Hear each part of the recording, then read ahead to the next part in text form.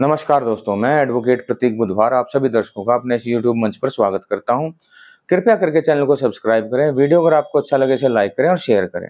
राहुल गांधी दोस्तों एक ऐसा नेता आज के समय में देश के अंदर उभर करके आया है जिसने पूरी देश की राजनीति को बदल कर रख दिया है। 2014 के अंदर नरेंद्र मोदी को मीडिया द्वारा इस तरह से प्रदर्शित किया गया था कि इस देश की जितनी भी समस्याएं हैं वो सारी उन सभी का समाधान इस एक ही व्यक्ति के पास है, वो है नरेंद्र मोदी। और जितनी समस्याएं पैदा हुई हैं इस देश के अंदर, उन सभी समस्याओं का पैदा होने का एक ही वजह है, वो है गांधी परिवार। उसमें कुछ कुछ समस्याओं के बारे में नेहरू, जवाहरलाल नेहरू को जिम्मेदार ठहराया गया मीडिया द्वारा और बीजेपी आईटी सेल द्वारा। कुछ समस्याओं के लिए इंदिरा गांधी को जिम्मेदार ठहराया गया, कुछ समस्याओं के लिए मनमोहन सिंह को जिम्मेदार ठहराया गया। कुल मिला के इस देश की सारी समस्याओं की जिम्मेवारी कांग्रेस की और इस देश की सारी समस्याओं का समाधान नरेंद्र मोदी के पास, बीजेपी के पास भी नहीं, सिर्फ नरेंद्र मोदी के पास। नरेंद्र मोदी को उद्योगपतियों के पैसे के द्वारा, जिसमें अडानी भी शामिल है, अंबानी भी शामिल है, और मीडिया हाउसेस के द्वारा प्रोजेक्ट किया गया है, बनाया गया है। नरेंद्र मोदी ने अपने दम पर कोई ऐसा पुरुषार्थ नहीं करके दिखाया था 2014 में कुछ ऐसा, या गुजरात के अंदर कुछ ऐसा काम करके नहीं दिखाया था कि भाई गुजरात मॉडल को जिस हिसाब से प्रोजेक्ट किया गया था, गुजरात मॉडल एक फेल्ड मॉडल मैं मानता हूं दोस्तों, वो मैं हम किसी दिन चर्चा करेंगे। लेकिन आज जो बात है वो राहुल गांधी के ऊपर है और कांग्रेस पार्टी के ऊपर है। 2014 में लोगों के अंदर एक भ्रम पैदा किया गया मीडिया के द्वारा कि कांग्रेस पार्टी इस देश की सबसे भ्रष्ट पार्टी है और कांग्रेस पार्टी ने आज तक इस देश के लिए कुछ नहीं किया सिवाय प्रॉब्लम्स को पैदा करने के अंदर के सिवाय। और बीजेपी के अंदर, बीजेपी एक राष्ट्र प्रेमी पार्टी है, एक देश हित में काम करने वाली पार्टी है, एक राष्ट्र हित में काम करने वाली पार्टी है, और उसका सबसे बड़ा राष्ट्र प्रेमी, सबसे बड़ा देशभक्त व्यक्ति है नरेंद्र मोदी। लोगों ने उस चीज को सराहा, लोगों ने उस चीज पर विश्वास किया, नरेंद्र मोदी को वोट दिया, नरेंद्र मोदी को जिता करके लाए। फिर नरेंद्र मोदी ने जो काम करने शुरू किए, मीडिया का वो ड्रामा दोस्तों चलता रहा 2024 तक और आज भी चल रहा है। नरेंद्र मोदी लगातार लगातार उस समय से लेकर के आज तक 2024 के लोकसभा चुनाव के बाद तक जितने भी काम करते चले गए वो लोक और जनहित से अलग करते चले गए। वो लोगों के विपरीत, जो लोगों को नुकसान देने वाले काम थे वो करते चले गए। चाहे उसमें नोटबंदी आई, उसने अर्थव्यवस्था का भट्ठा बिठा दिया, चाहे उसमें जो कोरोना का मिसमैनेजमेंट है उसे आप देख लीजिए, चाहे अग्निवीर की योजना है, किसानों के कृषि बिल हैं, और जो सरकारी नौकरियों पर जो रिक्त पद जो भरे नहीं जा रहे वो हैं, चाहे पेपर लीक का मामला है, और भी अनेकों ऐसे मामले हैं भ्रष्टाचार के, और बुरा हाल कर रखा है इस देश का। अब लोगों के अंदर क्या हुआ कि लोग, जो जनता है इस देश की, वो एक तरह से नरेंद्र मोदी की तरफ से मुंह मोड़ चुकी है। आंकड़े भी यही बताते हैं, जितने अंतर से नरेंद्र मोदी सिर्फ 1.5 लाख अंतर से जीते हैं, अगर वहां पर राहुल गांधी या प्रियंका गांधी होती शायद हार जाते वहां से। और जिस तरह से उन्होंने धर्म की राजनीति करी अयोध्या के अंदर, जिस तरह का धर्म का जो इस्तेमाल किया, वहां से जो इनकी हार हुई है, तो उससे वो धर्म की राजनीति भी लोगों ने रिजेक्ट कर दी, देश की जनता ने रिजेक्ट कर दी। अब राहुल गांधी जो है वो इस देश के एक विकल्प के तौर पर, राजनीतिक विकल्प के तौर पर उभर के आए। विपक्ष के अंदर नेता बहुत हैं, अखिलेश हैं, उद्धव ठाकरे हैं, हेमंत सोरेन हैं, केजरीवाल हैं। इनकी सीमा और इनका दायरा सीमित है। अखिलेश यादव यूपी से बाहर कामयाब नहीं हो सकते जितना यूपी के अंदर काम कर सकते हैं। तेजस्वी यादव बिहार के अंदर लोकप्रिय हैं। उद्धव ठाकरे महाराष्ट्र से बाहर उनकी कोई अहमियत नहीं है। तो राहुल गांधी सिर्फ एकमात्र ऐसे नेता हैं विपक्ष के जो कि कांग्रेस पार्टी के सर्वे सर्वा हैं, और कांग्रेस पार्टी का जनाधार इस देश के अंदर चाहे किसी जगह कम है चाहे ज्यादा है, लेकिन है पूरे देश के अंदर। उत्तर भारत से लेकर के दक्षिण भारत, मध्य भारत, पूर्वी भारत और पश्चिमी भारत, पूरे देश के अंदर कहीं ना कहीं किसी ना किसी लेवल पर कांग्रेस पार्टी का जन समर्थन है, कांग्रेस पार्टी के नेता हैं, कांग्रेस पार्टी कहीं ना कहीं कुछ ना कुछ उनका थोड़ा बहुत जनाधार है। राहुल गांधी जिस हिसाब से एक्टिव रोल अदा कर रहे हैं आज के समय में राजनीति के अंदर, वो अद्वितीय है, वो अद्भुत है। इतना समर्पित, इतना एक तरह से मेहनती जो राहुल गांधी मेहनत कर रहे हैं जिस हिसाब से, वो अद्भुत है बिल्कुल। राहुल गांधी ने 2024 के इलेक्शन को विपरीत परिस्थितियों में कांग्रेस को जितनी पिछली बार सीट आई थी उससे दुगनी सीट ला करके दी। ये विपरीत स्थितियों में मैं इसलिए कह रहा हूं क्योंकि चुनाव आयोग, ED, CBI, income tax department सब बीजेपी को जिताने के अंदर काम कर रहे थे। इनकम टैक्स डिपार्टमेंट ने कांग्रेस के खाते सीज कर दिए थे।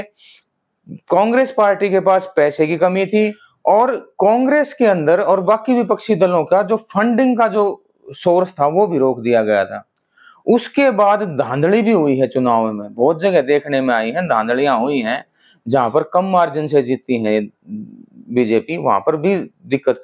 तो विपरीत परिस्थितियों में, बिल्कुल विपरीत परिस्थितियों में इंडिया गठबंधन ने बेहतरीन प्रदर्शन किया और इसीलिए इस प्रदर्शन को एक तरह की जीत की तरह तौर पर देखा जा रहा है इंडिया गठबंधन की। राहुल गांधी सदन के अंदर विपक्षी नेता के तौर पर चुने गए, लीडर ऑफ अपोजिशन की पोस्ट पर, और उसके बाद उनका जो भाषण, उन्होंने जितने देश के बड़े बड़े मुद्दे थे सब उठाए, अग्निवीर, मणिपुर का मुद्दा उठाया, सारे मुद्दे जो भी थे, जो भी लोगों के, जनता के हित के मुद्दे थे वो सारे उठाए। और उसके बाद तुरंत बाद सत्र खत्म होते ही संसद का, वो सीधे दिल्ली के अंदर मिस्त्रियों से मिलने गए, जो कंस्ट्रक्शन के मिस्त्री होते हैं। उसके बाद फिर वो पायलट, जो लोको पायलट है रेल के, भारतीय रेलवे के, उनसे मिलने गए, उनकी समस्याओं को सुना, उनकी परेशानियों को सुना, उनको परेशानियों को समझने की कोशिश की। उसके बाद तुरंत वो हाथरस निकल गए। हाथरस के अंदर जो हादसे में जो मृतक थे उनके परिवारजनों को ढांढस बंधाने के लिए गए। वहां से तुरंत गुजरात गए, गुजरात में जाकर के अपने कार्यकर्ताओं में जोश भरा और वहां पर उनको संबोधित करके आए और फिर महाराष्ट्र का दौरा किया। मतलब ये है कि 1 मिनट के लिए भी वो समय को बर्बाद नहीं कर रहे हैं। उन्होंने अपना लक्ष्य साफ जाहिर कर दिया है, इस बार गुजरात से भाजपा को बाहर करेंगे। पहली बात, जितने भी राज्यों में चुनाव होंगे वहां पे भाजपा को हर कीमत पे हराना है और भाजपा को उन राज्य सरकारों से बाहर निकालना है। दिखाई ऐसा दे रहा है, दिखने ऐसा लग रहा है राहुल गांधी की गतिविधियों की वजह के कारण कि आने वाले समय में इंडिया गठबंधन 100% इस देश की केंद्र सरकार के ऊपर आसीन होने वाला है। और अगर 2029 में इंडिया गठबंधन केंद्र सरकार के अंदर शामिल होता है, अपनी सरकार बनाता है, तो उसका श्रेय सभी घटक नेताओं को जाएगा, घटक दल के नेताओं को जाएगा। लेकिन मुख्य बिंदु राहुल गांधी होंगे क्योंकि आधे से ज्यादा भारत पे बीजेपी और कांग्रेस की आमने सामने की टक्कर है और ये बात राहुल गांधी ने समझ ली है। अब दोस्तों बात आती है कि राहुल गांधी और कांग्रेस का भविष्य कैसा रहेगा। ये बहुत महत्वपूर्ण है।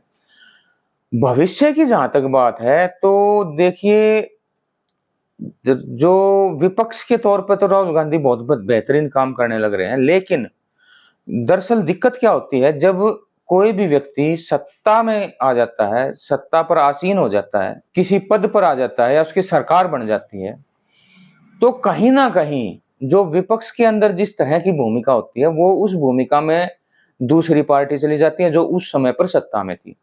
जिस समय जो आज सत्ता में है वो विपक्ष में था। अब होता क्या है कि अब रोल बदल जाता है उसका।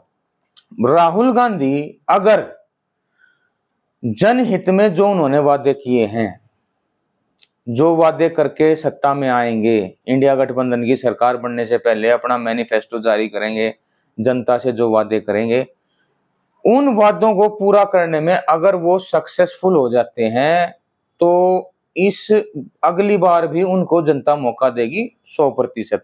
और फिर वो एक स्थापित नेता के तौर पर जाने जाएंगे।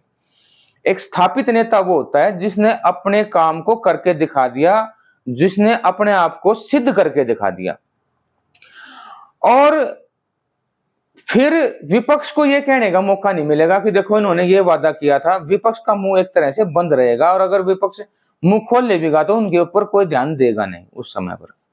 एंटी इनकम्बेंसी मिनिमम रहेगी और सत्ता का चक्र आगे कंटिन्यू रहेगा। और कांग्रेस पार्टी और राहुल गांधी इसी तरह से सत्ता पर काबिज रहेंगे और काम करते रहेंगे, कोई समस्या नहीं आएगी। अब आ जाते हैं दूसरी बात पर। अगर सत्ता पे आने के बाद राहुल गांधी और इंडिया गठबंधन अपने किए वादों को पूरा करने में समर्थ नहीं पाती है अपने आप को, या पूरा नहीं कर पाती है, चाहे कारण कुछ भी रहा हो, चाहे कारण कुछ भी हो, तो जनता फिर कुछ ना कुछ राहुल गांधी और कांग्रेस पार्टी पर से विश्वास कम करेगी अपना, और एक नए नेता की तलाश फिर शुरू कर देगी जनता, एक नए नेता को ढूंढना शुरू कर देगी। तो सत्ता पाना जितना जरूरी है, उतना ही सत्ता में पाने के बाद, सत्ता में रहते हुए उन कामों को करना, उस देश के अंदर देश की जनता को संतुष्ट करना, देश की जनता के हित में लगातार काम करते रहना, ये बहुत जरूरी है एक लंबी रेस के घोड़े के तौर पर। अगर ये काम करते रहे तो ये लंबी चलेगी, ये रिजीम, राहुल गांधी की रिजीम लंबी चलेगी।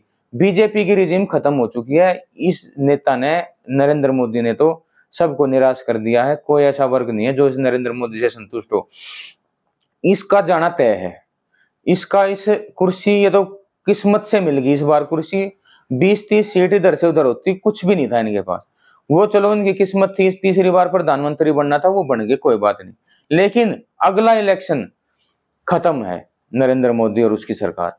तो आने वाला समय राहुल गांधी का ही समय है, कांग्रेस का ही समय है। युग जो है आने वाला, जो अब आगे आएगा, वो युग कितना लंबा चलेगा, वो इस बात पर निर्भर करता है कि ये राहुल गांधी और इनकी जो इंडिया गठबंधन के घटक दल हैं, ये आपस में समन्वय बना करके कितना बेहतरीन तरीके से काम कर सकते हैं, कितना बेहतरीन काम करेंगे।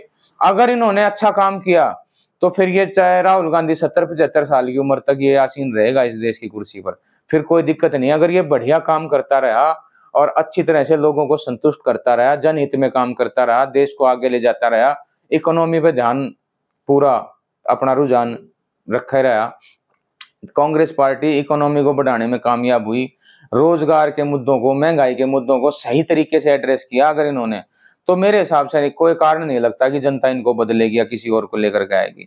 और अगर ये कामयाब नहीं हुए तो फिर जनता ढूंढना शुरू कर देगी इनका विकल्प। तो दोस्तों, यही था मेरा अब तक का विश्लेषण। कृपया करके चैनल को सब्सक्राइब करें। अगर आपको कोई सुझाव देना है तो कृपया करके कमेंट दें। नमस्कार, धन्यवाद।